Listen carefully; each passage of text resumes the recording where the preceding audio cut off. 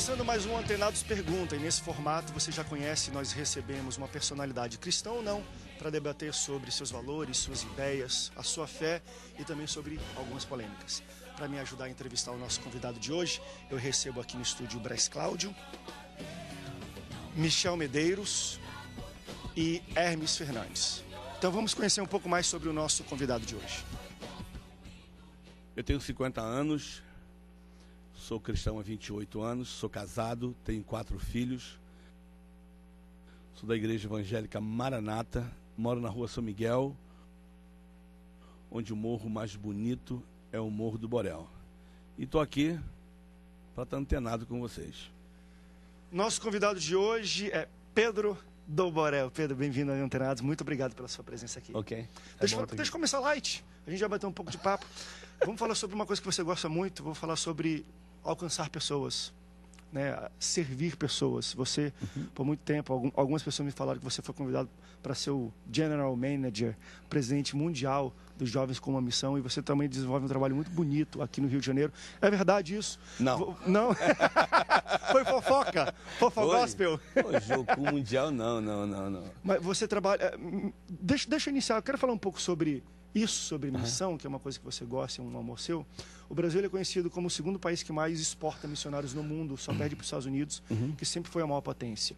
Segundo alguns estudos, 90 pessoas todo dia são exportadas, enviadas do Brasil para um país do exterior. E o Brasil, a maioria dos... Enfim, os Estados Unidos também é o país que mais recebe missionários no mundo, e a maioria deles são os brasileiros. Ou seja, nós enviamos muitos missionários para os Estados Unidos. Você que trabalha com comunidade carente, você vê necessidade de enviar brasileiros para evangelizar, para fazer missões em países, não de primeiro mundo, mas para os Estados Unidos, que talvez seja o maior país protestante que mais envia missionário? É polêmico, né? É light, né? É light. É polêmico porque a gente tem que estar antenado, né? E conectado, né? Da mesma maneira. Eu acho que a pergunta primeiro é saber por que você vai, né? E essa questão do evangelizar. Quando eu penso na questão de evangelizar, vamos partir do Brasil, né? Eu acho, né? A partir do Rio de Janeiro. O Rio de Janeiro está muito evangelizado.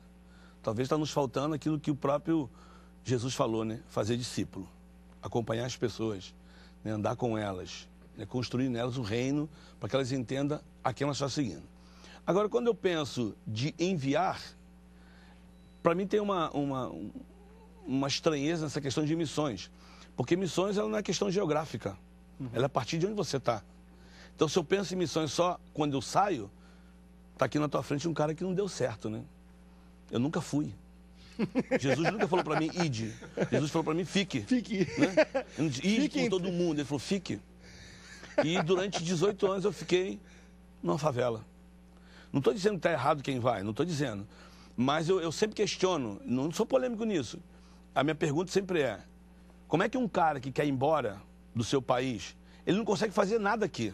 Ele não vai no vizinho, ele não expressa o que está de verdadeiro no coração dele num idioma que ele conhece, num idioma que ele estudou, num idioma que ele fala desde criança. Um cara desse, isso é opinião minha, um cara desse que não consegue expressar esse amor do Senhor na cidade onde ele está, eu acho que dificilmente ele vai fazer em outro lugar, até porque ele vai entrar em outra cultura, vai ter que aprender um outro idioma, né? E a gente fica, é uma roleta russa, né? Aí eu tenho que ficar com a palavra. Deus se agrada da verdade do íntimo. Cada um sabe, né? Para onde está sendo chamado e o que vai fazer. Então, eu saí do Rio, não estou dizendo que tem que ser pelo caminho que eu fui. Eu saí do Rio depois de 18 anos, nesse chamado. Eu nunca tinha ido para fora. E um dia eu fui parar no Oriente Médio.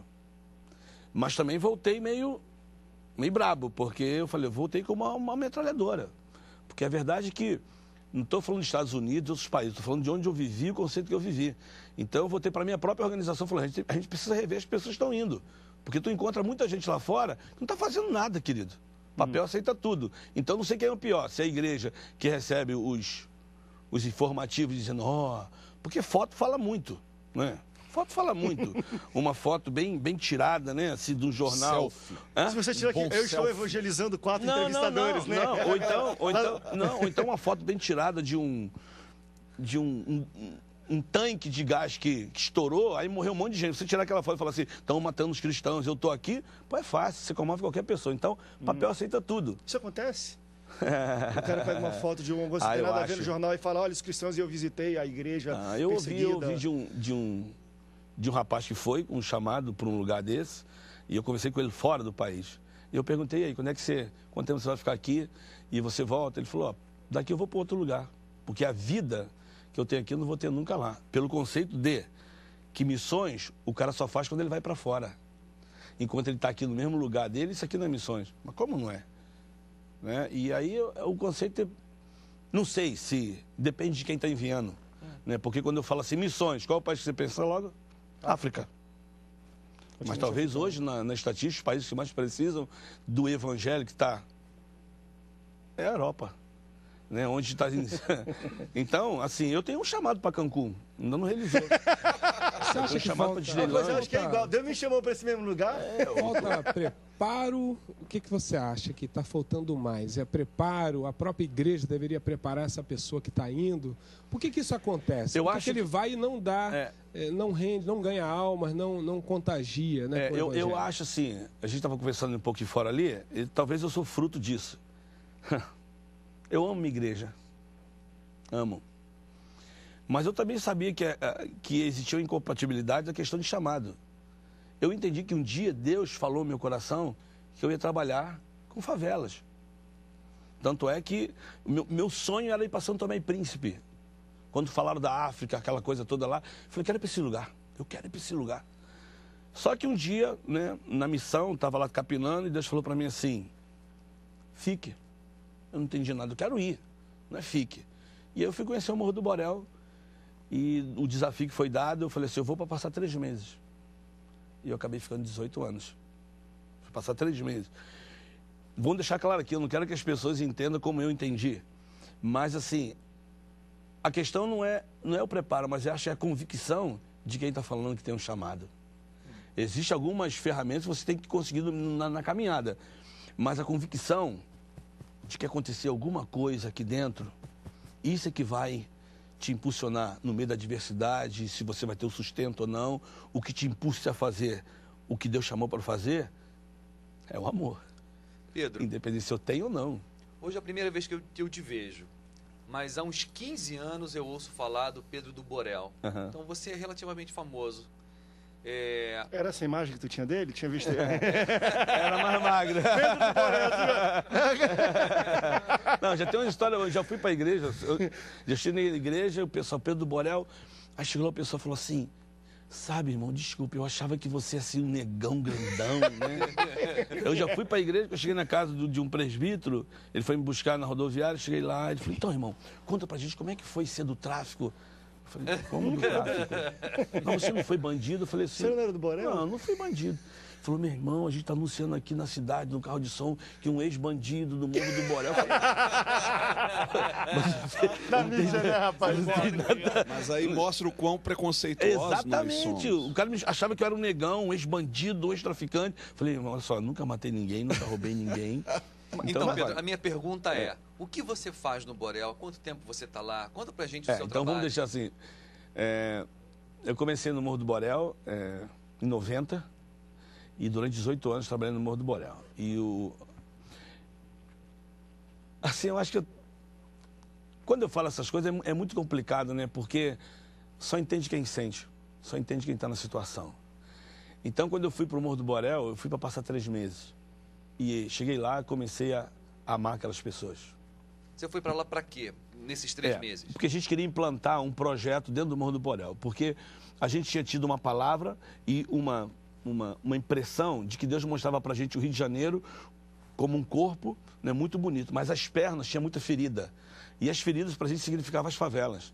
Que nós deveríamos subir essas favelas e fazer curativo nessas feridas do corpo, né?